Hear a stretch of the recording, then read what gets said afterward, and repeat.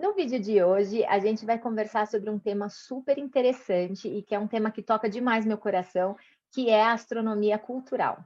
A astronomia cultural, ela envolve os diferentes olhares de diferentes povos, de diferentes lugares do mundo, em diferentes épocas, para o céu. Então, isso tem um pouco de etnoastronomia, que é a visão indígena, né, de diferentes povos indígenas para o céu, e também tem a parte da arqueoastronomia, que seriam os registros arqueológicos, né, das observações do céu. Mas para falar sobre tudo isso, que é um tema super complexo e multidisciplinar, né, envolve um pouco de antropologia, muito de história da ciência e também a parte mais de estudo mesmo da astronomia, eu trouxe aqui uma convidada muito especial e que é referência internacional nessa área, que é a Flávia Pedrosa de Lima, que é uma astrônoma lá do Planetário do Rio de Janeiro, e que a gente conseguiu finalmente agendar essa conversa que eu estou tentando agendar faz tempo.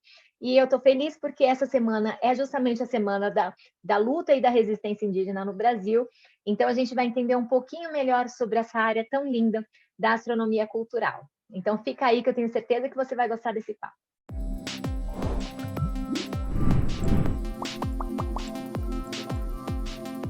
Boas-vindas aqui à Flávia. A gente está muito feliz de te receber aqui no Que Diz a Física.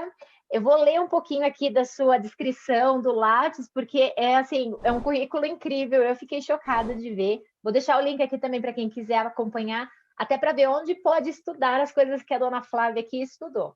Então, olha, a Flávia fez astronomia lá no Federal do Rio, né? E depois ela fez mestrado em História das Ciências e das Técnicas e Epistemologia na COP do Rio também, na Federal do Rio de Janeiro. E é lá que ela faz o doutorado hoje. Flávia, eu estou emocionada de te receber, porque eu queria te trazer para o primeiro vídeo do ano, esse ano de 2021, porque você é uma referência internacional nessa área, né? E pessoas de Harvard me indicaram falar com você para aprender sobre isso, né? E já falei também com pessoas aqui do Brasil, né? E todo mundo sempre indica o seu nome, porque são os artigos mais ricos e multidisciplinares sobre essa área linda da astronomia cultural. Então, eu vou, depois de te dar as boas-vindas, eu queria já começar te perguntando assim, o que é astronomia na cultura? Muito obrigada por esse convite. Eu também estou muito feliz, né, por estar aqui conversando com você. Finalmente, né, deu certo da gente se encontrar, prosear um pouquinho. E, bom, eu estou aqui até envergonhada aí com essa sua introdução. Quem me dera, né? Eu estou ainda engatinhando nessa área, né? Como é uma área interdisciplinar, a astronomia nas culturas, é uma área que exige muito da gente. Então, eu estou sempre me achando devedora, né? Porque a minha formação é em astronomia, né? E eu fiz o meu mestrado e agora o doutorado em História da Ciência, mas é uma área também que, por ser interdisciplinar, você tem que saber um pouco de história, um pouco de antropologia, né? Astronomia. Então, assim, você sempre pelo menos, sempre tenho essa sensação de que, meu Deus, eu tenho que estudar mais isso ou mais aquilo, né? Está sempre faltando alguma coisa. Essa semana mesmo eu estava lá lendo uns artigos e falei assim, caramba, eu preciso ler mais sobre etnohistória, né? Porque faz parte dessas alegrias e agruras das áreas interdisciplinares, né? Sem Verdade. contar que você, às vezes, se acha num não lugar, né? Porque, assim, eu não sei se eu sou astrônoma, se eu sou historiadora da ciência, se eu sou... Eu não sei mais o que eu sou, né? Mas, assim, tem o seu lado bacana, bonito, de muito, muito aprendizado, né? Então, voltando para a sua pergunta, né? O que é a astronomia nas culturas?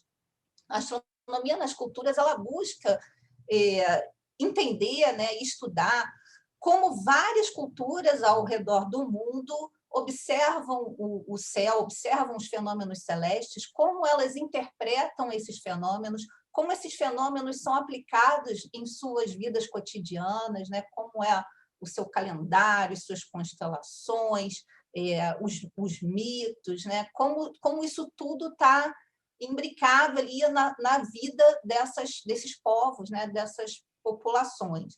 Então, a gente tem aqui no Brasil, né, só para dar um exemplo, a gente tem uma diversidade cultural incrível, né? Aliás, nós estamos no Abril Indígena, né? É bom que a gente fale isso também, que é um mês de conscientização e um mês, né, para a gente refletir sobre a resistência indígena, ainda mais num momento como esse que a gente está passando, né, de pandemia, e que, enfim, eles já tinham tantas lutas, né, e tantos, né, problemas, enfim, e agora ainda agravados pela questão da pandemia, né?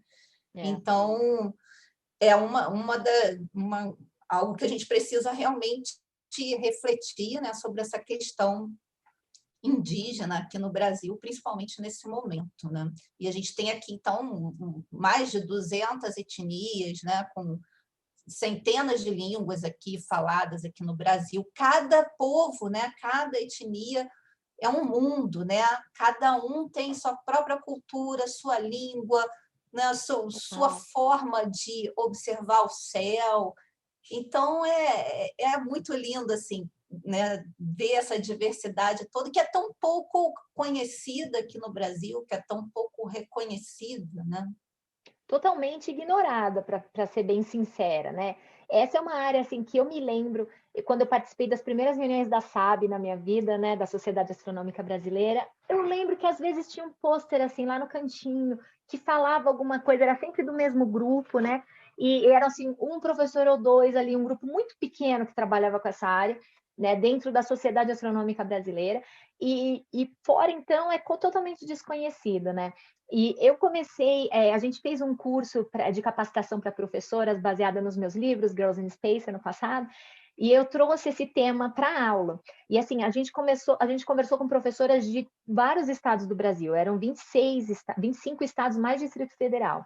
E o momento que eu trouxe essa questão da etnoastronomia, né, da visão, e assim, com o meu conhecimento totalmente limitado, né, porque eu encontrei algumas referências na internet, muito sobre o mesmo povo, né, que era lá da etnia dos Guaranis, né, e então eu dei aquela visão limitada que eu tive, que foi até a visão que eu fiz eu fiz alguns vídeos aqui no canal, que eu até te mandei e falei, tenho até vergonha, porque a minha visão, até a maneira como eu passei, eu acho muito limitada, e eu percebi, lendo os teus artigos, né, o quão abrangente e quão complexo é abordar esse tipo de tópico, né, porque você está falando, não são mitos, né, aquilo é a crença ou é o entendimento que aquele povo tem, e são vários, não é um só, né? Você falar de astronomia indígena no Brasil, você não está falando só do povo guarani, né? São, como você falou, são mais de 200 etnias.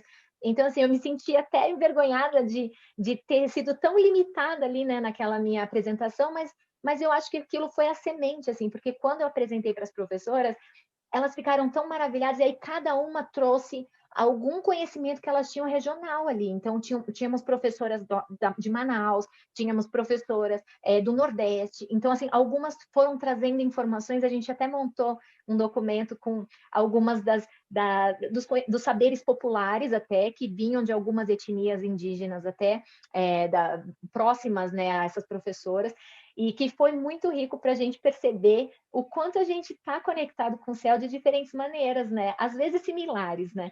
E você começou, eu vi no seu currículo também, que você até seu trabalho de conclusão de graduação era já nessa área, né? Você falou sobre os calendários maia. E eu queria te perguntar, Flávia, o que te levou, assim? O que foi que te despertou esse amor por essa área da astronomia cultural? Porque eu nunca ouvi falar, assim, né? Não é uma coisa comum da gente saber. Como que você descobriu isso? Eu fui descobrindo ao longo da faculdade, na verdade. Assim, porque quando eu era criança, eu queria ser astrônoma. Na verdade, eu queria era ser astronauta. Né? Eu queria viajar pelo universo igual aos personagens do desenho animado que eu era fã, que era a Patrulha Estelar. Né? Então, assim, era isso que eu queria. E, a partir daí, eu fui me interessando, comecei a ler mais sobre astronomia e tudo, e quando eu cheguei no ensino médio, naquela época ainda chamava de segundo grau, né? E eu já tinha certeza que era isso que eu queria, mas eu tinha uma visão muito romântica da astronomia, na verdade, né? Eu tinha muito, assim, pouco acesso, na verdade, ao que era realmente uma universidade. Eu nunca tinha pisado numa universidade, eu não fazia ideia. Depois que eu entrei na faculdade, é que eu vi que eu não fazia ideia do que era o curso de astronomia. Eu tinha uma visão totalmente romântica da astronomia, né? De ficar observando e tudo. Mas eu sempre fui... Eu acho que eu tenho essa sementinha do interdisciplinar desde pequena, assim, porque eu sempre gostei muito também de história, de arqueologia, né? E quando eu cheguei na faculdade, eu senti muita falta disso. Eu sentia muita falta da área de humanas, né? Porque a faculdade de astronomia é matemática, cálculo, física, né? E astrofísica, enfim, é bastante dura, né? Então, e eu sentia muito essa falta. E aí eu comecei a ler, né, sobre astronomia, né? Porque aqui naquela época, assim, tinha muito pouca referência sobre isso, era a década de 90, né? Mas já tinha alguns trabalhos sobre maias, né? Porque os maias são os mais famosos, vamos dizer assim, das Américas, né? E os mais estudados até hoje, né? Das Américas. Então, eu comecei a ler. Aí, nessa mesma época, o Rundstein, que foi o meu orientador do TCC, né? Que naquela época chamava Projeto Final, ele tinha ido ao México e voltou com alguns livros do México, alguns livros do Anthony Aveni, que é uma referência, é um grande maianista, uma referência. E aí, conversando com ele, ele falou assim, por que você não faz o seu projeto final nessa área dos calendários maias, coisa e tal? Me deu os livros assim, eu falei, opa, é por aí que eu vou. E aí foi muito engraçado, porque não era comum naquela época, assim, os projetos finais eram sempre na área de astrofísica, de astrometria, de cosmologia. Não tinha isso de, né, projetos finais mais assim, para essa área de história da ciência, né? Então, o meu foi um dos primeiros do Valongo, né? Até teve uma certa controvérsia na época, pode, não pode, mas acabou que eu consegui fazer o meu projeto do jeito que eu queria, né? Que legal. E sobre calendários maias, e foi bem bacana, foi bem legal. E realmente é uma área que traz muito de humanas, né, para dentro da astrofísica e da astronomia, né? E o entendimento do céu, visto por diferentes culturas, né? E você, depois dos maias, você veio direto para os olhares do Brasil mesmo, ou você passou por outros povos também, da América Latina? Não. Aí depois, quando eu terminei a faculdade, eu já estava com uma certa clareza de que eu queria estudar os povos brasileiros, né? Porque tinha muito pouca coisa também, né? Se tinha poucas coisas sobre maias, ou pelo menos o acesso era bem difícil, né? Aqui no Brasil tinha poucos trabalhos, né? Naquela época eu só tinha encontrado trabalhos do professor Márcio Campos, que era professor do Instituto de Física da Unicamp, na época, que desenvolveu um trabalho assim, mais tratando dessa parte epistemológica, vamos dizer assim, da astronomia cultural, mas ele chegou a fazer alguns trabalhos de campo também, com os Caiapó, e os trabalhos do professor Germano. E aí eu falei assim, bom, como que eu posso estudar aqui etnias aqui do Brasil? Porque eu fiquei meio perdida, né? Eu falei, não vai ser, né, numa pós-graduação clássica, tipo do Observatório Nacional, não vai ser por aí. E aí que eu resolvi migrar, né, para a história da ciência, e eu conversei na época com o professor Ildeu, que era professor do curso de História da Ciência, que é uma referência aqui no Brasil, né, na área de História das Ciências no Brasil.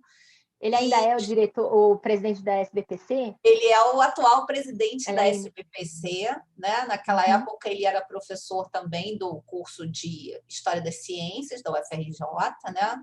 E logo depois ele também entrou como secretário de Ciência e Tecnologia, né? Do Ministério de Ciência e Tecnologia, que, aliás, ele mudou os rumos, né? Isso eu tenho que dizer, eu sempre digo isso porque eu tenho uma admiração infinita pelo Ildeu, e ele mudou os rumos da divulgação científica no Brasil, né? Ele trouxe para cá as Semanas Nacionais de Ciência e Tecnologia, né? Que é um evento imenso, que engloba o Brasil inteiro. Infelizmente, agora a gente não está podendo fazer por conta da pandemia, mas é um evento maravilhoso. Ele também trouxe o Brasil Olha para o Céu para cá, que foi um evento que o Brasil inteiro, né, se mobilizou, os clubes de astronomia, os observatórios, as universidades, que foi super bacana. Então, assim, eu sempre gosto de abrir esse parênteses para fazer esse reconhecimento, né, que o Will deu, além de ser um físico maravilhoso, um historiador da ciência maravilhoso, ele tem esse papel que é muito importante na divulgação da ciência no Brasil. Né? E que nem todos os cientistas apreciam, né? E existe ainda muito preconceito na academia, né, no meio científico, contra aqueles que fazem e se dedicam à divulgação. Nem todo mundo entende a importância e a necessidade que a gente tem. Ele realmente, assim, a gestão dele na SBPC, que é a Sociedade para o Progresso, né, da Ciência, SBPC, Sociedade Brasileira para o Progresso da Ciência. Isso, estou ficando... assim, já mudou muito mesmo, né, a abordagem, a abrangência do evento, né, como que ele engajou novos públicos ali também, né, fazendo essas semanas, realmente é notável, assim, é demais a contribuição que ele tem, né, na ciência brasileira. Vale a pena esse parênteses. Acho que a gente ainda não reconheceu o suficiente, porque realmente ele é uma pessoa sensacional, espetacular. Verdade. Mas voltando para a história da ciência, né? Ele era professor nessa época, eu conversei com ele e ele falou assim: por que você não faz uma revisão geral na literatura brasileira, né? Na literatura de naturalistas, de missionários, de etnólogos que estiveram aqui no Brasil em contato com povos indígenas e ver essa visão deles, né?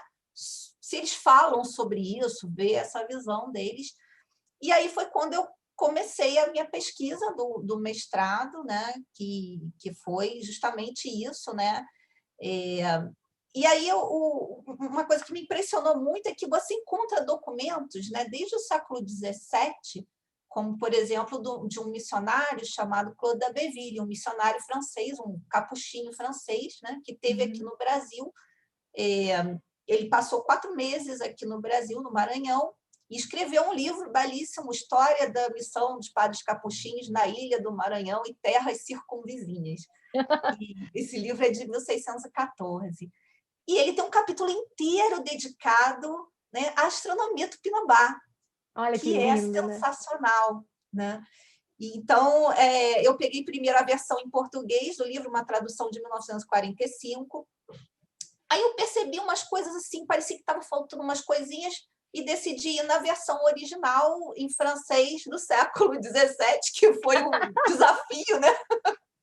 Um manuscrito lá do século XVII, e é impressionante, né? Porque ali ele já vai apontar várias coisas, né? Que depois eu vinha estudar e aprofundar. Então, por exemplo, a existência de uma constelação que ele chama de avestruz branca, né?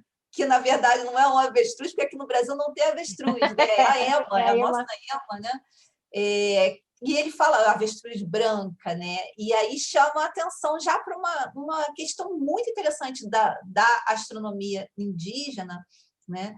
Que é esse outro conceito de constelação, né? Porque a gente tem esse conceito de constelação que vem da nossa cultura, né? Que é essa coisa de ligar estrelas, né? Estrela a estrela.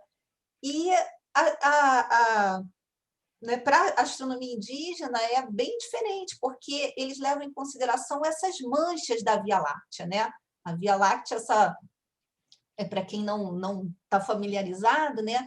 Essa mancha que corta o céu de um lado ao outro, essa mancha prateada, né? A gente não vê aqui nas grandes cidades, porque aqui tem, no Rio, aqui onde eu moro, por exemplo, tem muita poluição luminosa, então a gente não consegue enxergar.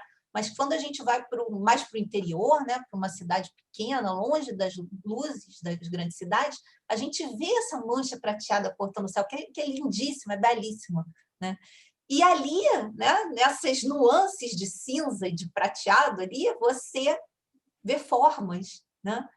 E uma delas é a EMA, que fica entre as nossas constelações do Cruzeiro e do Escorpião. Né? Então, aquelas manchas ali formam a EMA. E é interessante isso, porque como a gente tem uma formação acadêmica, né, e está acostumado com essa coisa das constelações de estrela a estrela, eu tive muita dificuldade para enxergar a Ema da primeira vez, porque eu só consegui enxergar as estrelas, né? Eu levei bastante tempo para conseguir entender esse conceito de constelação, porque a gente está meio que formatado na nossa caixinha, né? Então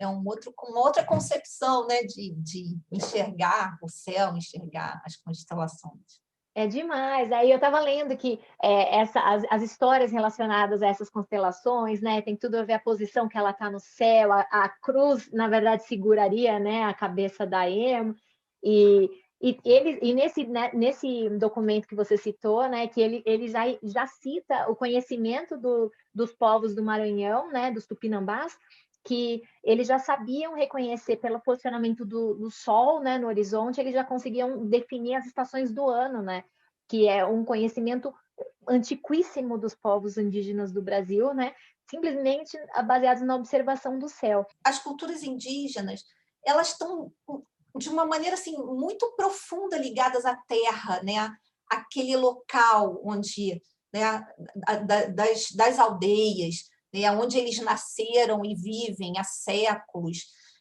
Então, há hoje uma área, né, dentro da astronomia cultural que é essa astronomia de horizonte, né, que para os povos indígenas essa astronomia de horizonte, né, que está profundamente ligada com o seu território, é muito importante para a sua identidade, né? Então, a gente tem, por exemplo, desde o século XIX, já alguns etnólogos apontando para isso. A gente tem, por exemplo, para os Hopis, né, que são daí da América do Norte, já tem o Alexander Steffen desenhando o perfil de montanhas, né, da aldeia onde ele estava, e posicionando o Sol ali nos vales e cumes da montanha e relacionando com datas importantes, né, do calendário deles, né, a data de plantar determinada coisa, data de fazer um determinado ritual, as datas dos solstícios e equinócios, né, porque ao longo do ano a gente vai vendo o Sol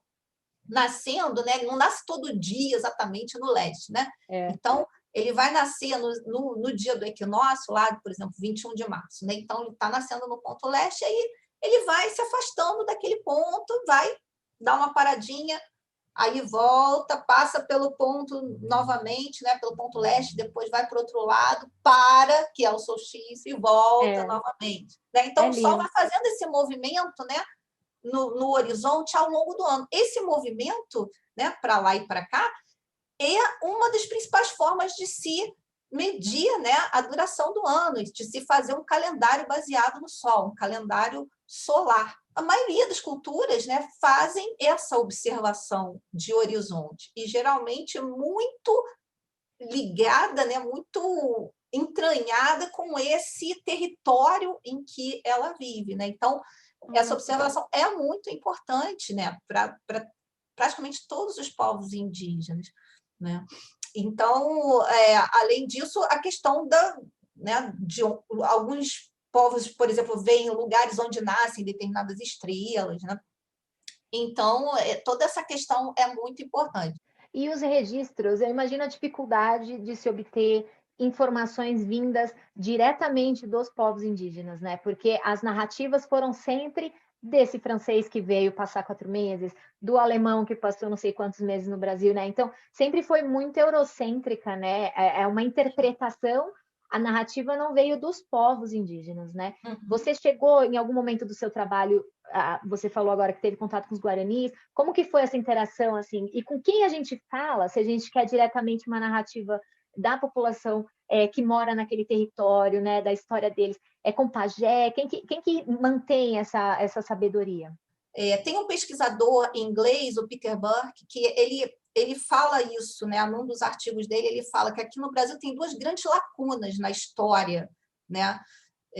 Uma delas é a questão da história dos conhecimentos indígenas e a outra é a história das instituições brasileiras. São 2 grandes lacunas que ele enxerga aqui no Brasil. Né? Então, esses relatos, embora sempre tenha aquela mediação do etnólogo, do missionário, mas ele te dá uma certa noção de como era aquela cultura, né?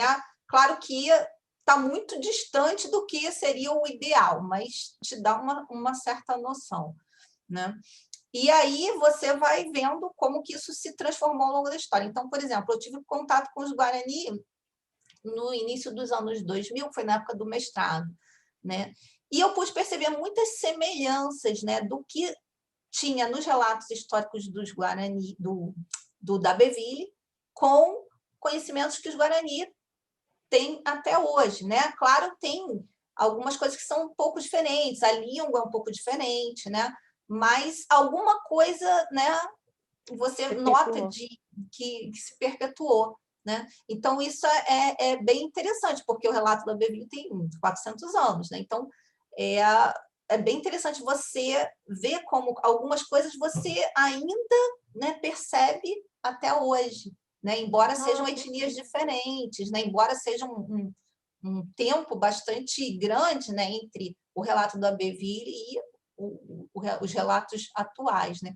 Mas é bem interessante ver, né, como ainda tem coisas em comum, né? E você entrou em contato com povos próximos dessa origem do relato do livro, lá no Maranhão? Onde que foi que você entrou em contato? Não, Porque não. os Guarani são mais para o sul, né? Não, esse contato que eu tive com os Guarani foi por intermédio do professor Luiz Borges, que era pesquisador do Museu de Astronomia e Ciências Afins. Então, ele já tinha um trabalho lá com os Guarani, já vinha desenvolvendo um trabalho com os Guarani, me convidou para ir lá um dia também para conhecer, a gente ficou alguns dias lá, né? Então, foi aqui em Paraty, Mirim, no tem Rio. Uhum. uma aldeia Guarani.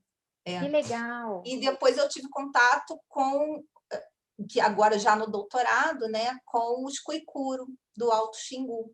Então, eu passei 10 dias numa aldeia, no Alto Xingu, com os Cuicuro, né? Também foi parte de uma residência artística, na verdade, assim, o foco era mais a questão artística, mas eu consegui também conversar bastante com eles. Sempre a gente, né, conversa com os caciques, os pajés, né? No caso da aldeia Cuicuro, que eu fui, tinha 2 caciques, né? Ai, que legal. Então, eu conversei com os 2 caciques, conversei com o pajé, que são geralmente, né, quem, né, tem mais conhecimentos sobre o céu, né? Mas é interessante, porque eu acho que assim, a gente só vai avançar realmente na astronomia cultural aqui no Brasil no momento em que conseguirmos quebrar essa barreira acadêmica que impede, né, de uma certa forma, que indígenas, né, cheguem na universidade, enfim, porque eu acho que tem coisas que só eles mesmos vão conseguir, né, explicar. Verdade. Por exemplo, eu estava conversando com uma amiga que está trabalhando com acho que com os Desana, né?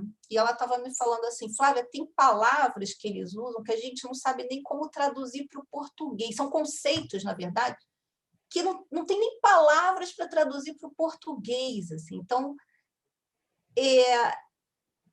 acho que a gente vai realmente, assim, eu acho que só quando eles conseguirem, né, entrar no meio acadêmico e protagonizar essas pesquisas, né, é que aí a gente vai ter realmente um avanço enorme nessa área da astronomia cultural aqui no Brasil, né?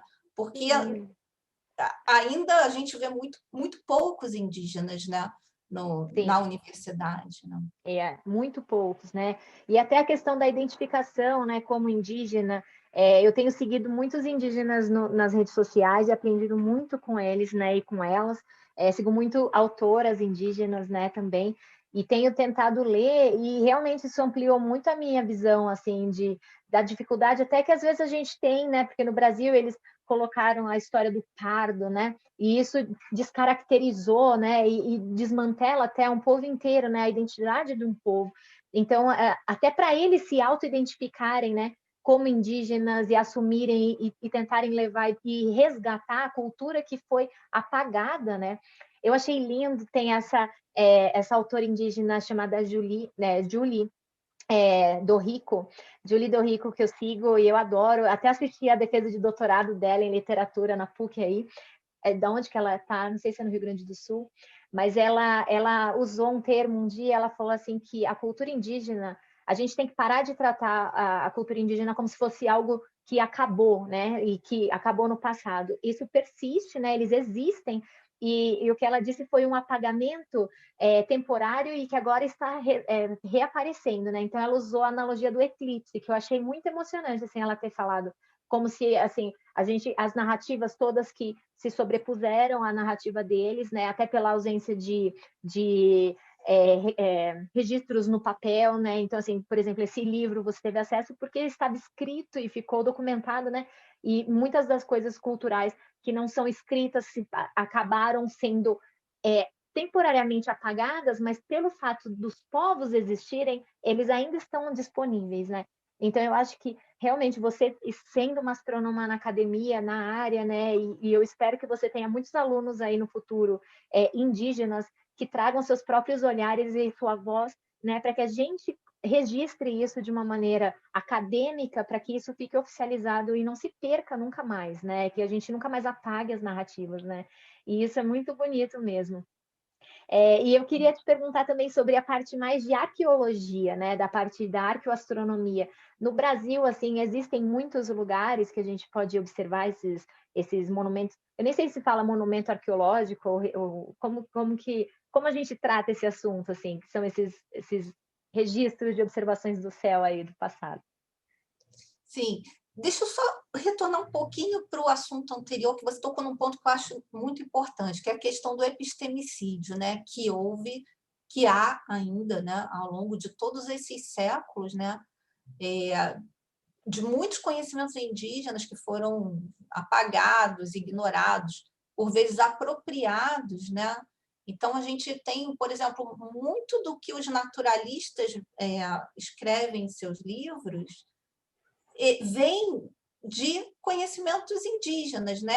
Então, você vê, bem claro assim, que o tempo que eles passaram ali não era suficiente para ele ter aquele conhecimento que ele descreve ali. Então, esses naturalistas todos eles tinham, né, indígenas que viajavam junto com eles, os canoeiros, tinha próprios militares brasileiros que muitas vezes também viajavam juntos e que tinham um enorme conhecimento e que muitas vezes eram descendentes, né, de indígenas.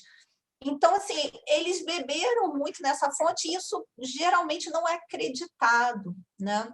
Então, muitas dessas descobertas, né, dos naturalistas, na verdade, são conhecimentos, né, de séculos indígenas que não foram acreditados. Então, isso hoje isso na história da ciência e na historiografia em geral tem sido muito falado e muito revisto até, né?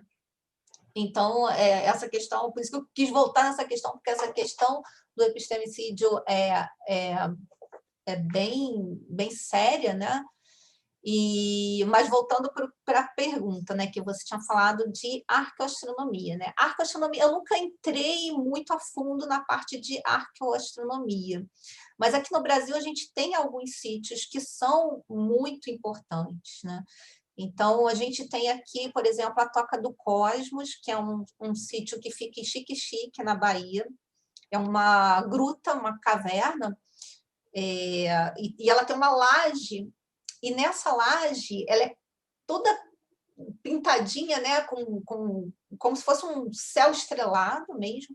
Tem um cometa gigantesco pintado nessa laje, e ela tem um sol bem na beirada da laje, já na boca da caverna, na entrada da caverna, tem um sol pintadinho assim.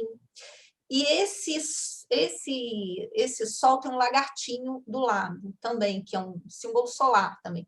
E aí o professor Márcio Campos foi um dos que tiveram nessa caverna, foi o professor Márcio Campos, o Rundstein, que foi meu orientador do TCC, e acho que o professor Mourão teve nessa caverna também. Nossa. E eles, junto com a Maria Beltrão, que era arqueóloga que estava junto, né? Na verdade, ela era líder desse projeto. A professora Maria Beltrão era líder desse projeto da Toca do Cosmos. E eles repararam que esse solzinho estava muito próximo do solstício, da posição que o sol aparece no solstício de junho lá, né? Então, é uma caverna que tem vários indícios, né, de que era uma caverna onde se fazia observação astronômica, né? Tem as estrelinhas, né? Tem símbolos solares, tem o cometa enorme, né? Tem o Sol. Então, é um sítio muito importante. Infelizmente, a última notícia que eu tive dele é que ele estava assim, bem abandonado e que estava até sendo depredado. Isso é um problema também, né, aqui no Brasil, né? Essa questão da conservação dos sítios arqueológicos. Quando eu estava no Alto Xingu, né, bem na época que eu estava lá, tinha uma expedição indo documentar uma caverna que fica lá, chamada Camucuacá, eu acho. Não sei se eu estou pronunciando corretamente. E quando eles chegaram lá para documentar, eles levaram um equipamento que faz um escaneamento 3D, porque é uma caverna toda cheia de pinturas rupestres, assim, uma caverna muito importante, uma gruta muito importante, que inclusive está ligada com o mito de origem de vários povos do Xingu, né? E quando eles chegaram lá, estava tudo depredado. Não. Então, para você ver como que essa questão dos sítios arqueológicos aqui no Brasil é séria, né? E não há uma conservação, não há uma proteção, né, de muitos desses sítios, né, que estão mais expostos, mais vulneráveis. Que tristeza, né? Porque as pessoas não entendem que a gente perder assim registros arqueológicos ou até narrativas de povos originários, né? A gente perde parte da nossa identidade, né? Isso é uma coisa que não tem volta, né? É assim, dá vontade de chorar de saber uma coisa dessa, né?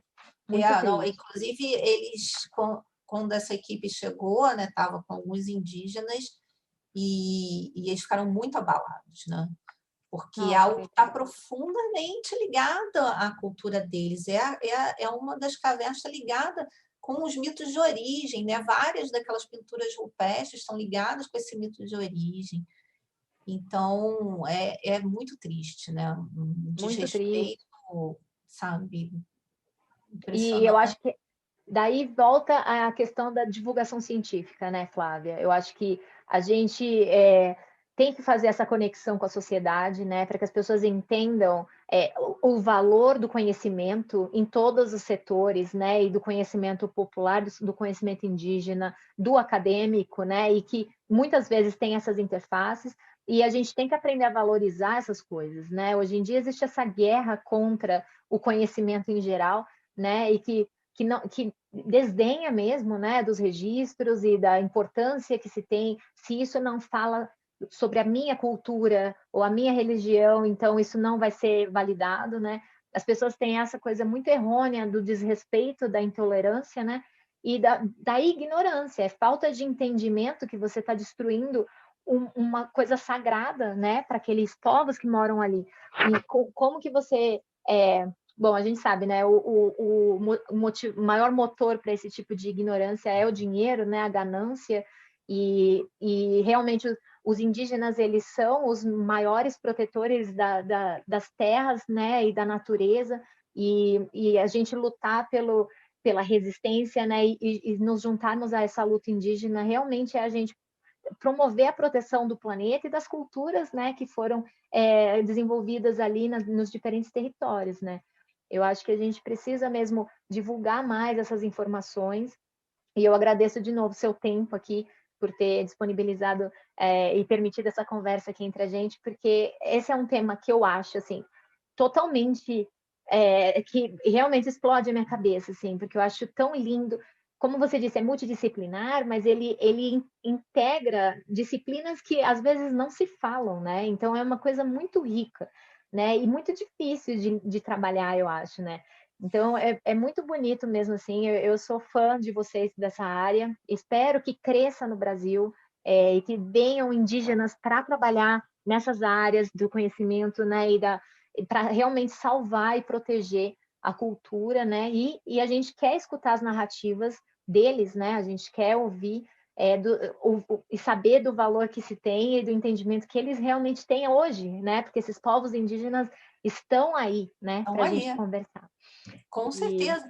E, assim, por exemplo, no curso de astronomia, eu adoraria ter, na minha época, por exemplo, indígenas, né, dando aula lá para gente, falando sobre suas cosmovisões, suas cosmopercepções, né? Seria maravilhoso, seria enriquecedor, né? Então, demais. acho que a gente tem que, sabe, abrir as portas da universidade, né, para os povos indígenas. Acho que nesse momento em que a gente ainda não conseguiu superar essa barreira, assim, abrir as extensões, né? Acho que a extensão, né? Os projetos de extensão da universidade têm um papel muito fundamental hoje, né? Para a gente trazer esses conhecimentos não hegemônicos, né, para dentro da universidade. E aí eu gostaria muito de promover e trazer isso para dentro da universidade, porque eu acho fundamental, até para a gente entender, para a gente se entender melhor como humanidade também, né? Como que a humanidade, né, em suas mais diversas formas, né, enxerga um céu, observa um céu. Que coisa linda, né, essa Lindo. diversidade de visões, de percepções, né? Isso é muito Demais. lindo, né? E é lindo porque assim é uma diversidade tão imensa, mas a busca pela conexão nossa com o universo, ela eu acho que permeia todas as culturas, né? A gente Sim, olhar para o céu e querer se entender como parte daquele universo, né, que é tão grandioso acima da gente, eu acho que faz parte da nossa natureza humana, né? E espero mesmo, Flávia, que seu grupo cresça e que tenham muita diversidade, muitos olhares lindos aí, porque a gente tem que entender melhor como que a gente se vê nesse universo aqui, né? E eu desejo boa sorte aí nos seus projetos, Flávia. Agradeço novamente sua participação obrigada. aqui e eu espero que a gente consiga, quem sabe, trabalhar juntas aí no Com futuro. certeza, você é muito, muito bem-vinda. Obrigada, porque eu amo muito essa área, acho que tem que crescer e espero que eu possa colaborar de alguma maneira. Obrigada, Flávia. Eu que agradeço.